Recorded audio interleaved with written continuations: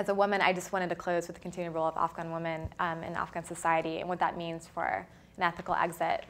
I've worked with a lot of professional Afghan women in the past 6 years that, I lived there and have been going back. And granted, they are in Kabul, so this is, a very progressive group of women, but they're extremely smart, dedicated, courageous, but they're also very scared that their newfound freedoms are going to be taken away from them again. And basically they say, yes, things are bad, but they're better. They're better than they were. And when there was talk, I was there last summer, and there was talk about maybe us pulling out, like, our country will fall back into fundamentalism and all of our freedoms will be taken away.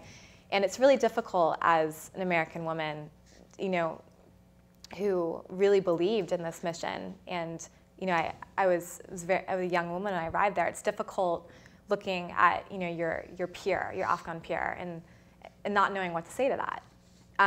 So there is this kind of moral sense of obligation for many of us who serve there, but especially difficult for the women who serve there. And now it's they have this major concern that we're going to be negotiating with the Taliban, and that conservative elements are going to come back into government.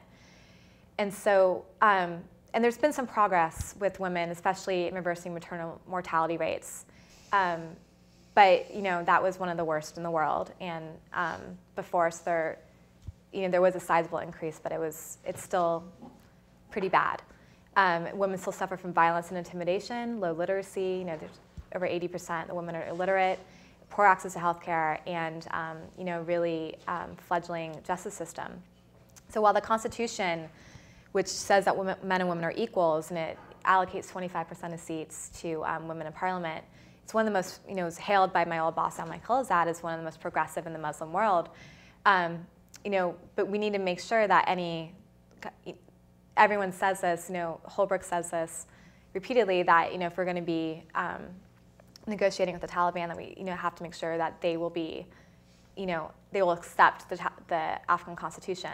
But women are just concerned that this is one of the elements that will be negotiable, is their rights. And we need to really, I think, bring this back into national discourse and really be thinking about their full participation in Afghan society, mostly because no country can actually, be at peace and move forward if half their country is not represented.